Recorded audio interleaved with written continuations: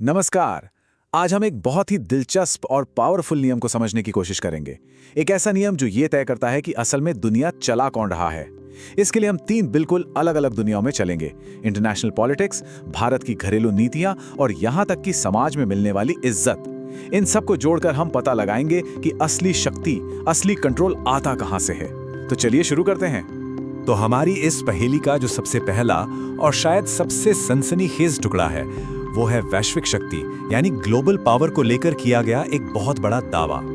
देखिए, ये कोई छोटा मोटा बयान नहीं है और ये सीधे सोर्स से आता है। जरा सोच कर देखिए, दुनिया के सबसे शक्तिशाली पदों में से एक पर बैठे इंसान को कोई कठपुतली कह रहा है। ये सुनने में ही कितना चौंकाने वाला लगता है ना।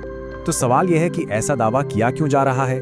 देखिए, सोर्स का तर्क ये है कि अमेरिका, जो अपनी मिलिट्री और इकोनॉमी के दम पर सुपर पावर है, उसे असल में इजराइल फाइनेंशियली कंट्रोल करता है। इस नजरिए से देखें तो असली कंट्रोल पैसे से आता है, जो नेतन्याहू जैसे लीडर को ट्रम्प जैसे पावरफुल इंसान को ही प्रभावित करने की ताकत देता है। अच्छा, अब ग्लोबल पॉलिटिक्स से हटते हैं और एक ऐसे टॉपिक पर आते हैं जो शायद बिल्कुल अलग लगे। यह है भारत की घरेलू नीति और राज्यों तक पैसा कैसे पहुंचता है, इसका पूरा गणित।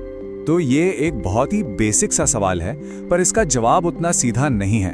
केंद्र सरकार यानी सेंट्रल गवर्नमेंट राज्यों को डेवलपमेंट के लिए पैसा कैसे देती है, इसका जवाब छुपा है दो अलग अलग सरकारी संस्थाओं के काम करने के तरीके में। तो देखिए, यहाँ पर ना दो रास्ते हैं।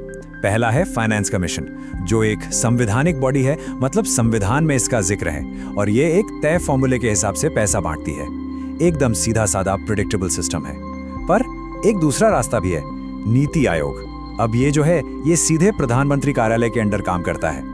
तो इसमें ज्यादा फ्लेक्सिबिलिटी है, मतलब ये स्पेशल पैकेज के नाम पर उन राज्यों को एक्स्ट्रा फंड दे सकता है जिनकी सरकारें केंद्र सरकार के साथ हैं। ये प्रोसेस दिखाता है कि ये सिस्टम असल में काम कैसे करता है। मान लीजिए किसी राज्य को एक बड़े प्रोजेक्ट के लिए पैसा चाहिए और वहां की सरकार केंद्र सरकार के साथ की है, तो प्रधानमंत्री नीति आयोग को एक स्पेशल पैकेज बनाने का निर्देश दे सकते हैं। इससे उस राज्य को फॉर्मूले से हटकर एक्स्ट्रा पैसा मिल जाता है और यही चीज इसे प्रभाव डालने का एक बहुत बड़ा पॉलिटिकल टूल बना देती है। चलिए, अब राजनीति से थोड़ा और आगे बढ़ते हैं और एक बहुत ही मानवीय, बहुत ही रिलेटेबल विषय पर आते हैं, और वो है सामाजिक हैसियत यानी सोशल स्टेटस। समाज में किसी को इज्जत मिलती कैसे है? ये एक ऐसा सवाल है जो हम सबके मन में कभी ना कभी आता है। किसान जो हमारे लिए खाना उगाते हैं, जो शायद दुनिया का सबसे जरूरी काम है, फिर भी उन्हें समाज में वो दर्जा, वो सम्मान क्यों नहीं मिलता जिसके वो असल में हकदार हैं? सोर्स इसका एक बहुत ही सीधा, शायद थोड़ा कड़वा, लेकिन बहुत साफ जवाब देता है। कारण बस एक है, पैसा नहीं है। जिस दिन इस प्रोफेशन में पैसा आ गया, समाज अपने आप इज्जत करने लगेगा। यहाँ पर यह फर्क बिल्कुल साफ दिखता है।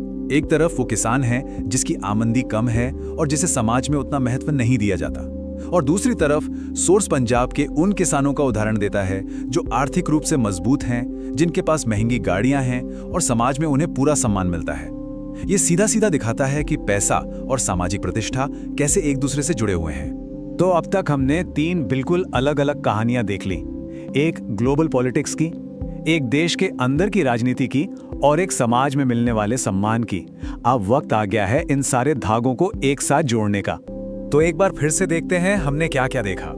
एक सुपर पावर देश जिसे कथित तौर पर एक छोटा देश कंट्रोल कर रहा है, एक सरकारी सिस्टम जो चाहे तो अपने पसंदीदा राज्यों को ज्यादा पैसा दे सकता है, और एक पेशा जिसे सम्मान तभी मिलता है जब पैसा हो। इन तीनों में कॉमन क्या है? और बस यहीं पर आकर ये तीनों अलग अलग कहानियां एक धागे में बंध जाती हैं। सोर्स के हिसाब से पावर का बस एक ही अल्टीमेट नियम है, ऑलवेज कंट्रोल फाइनेंस। मतलब जिसके हाथ में पैसा है, फाइनेंस का कंट्रोल है, असली ताकत, असली पावर उसी के पास है।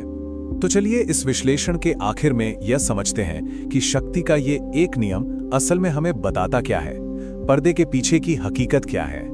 देखिए, फाइनेंशियल कंट्रोल का मतलब सिर्फ पैसा होना नहीं है। इसका असली मतलब है उस पैसे को इस्तेमाल करके फैसलों को अपने हक में मोड़ने की काबिलियत, भले ही कागज पर आपकी हैसियत या आपका आकार कितना भी छोटा क्यों ना हो।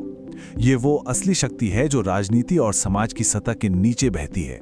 तो आखिर में ये एक बड़ा सवाल हमारे सामने खड़ा होता है कि क्या असली शक्ति, जिसे हम अक्सर सेना में, वोटों में या बड़े बड़े पदों में देखते हैं, क्या वो उस अदृश्य ताकत के सामने फीकी पड़ जाती है जो पर्दे के पीछे से पैसे को, फाइनेंस को कंट्रोल करती है? ये एक ऐसा विचार है जिस पर सोचने की जरूरत है।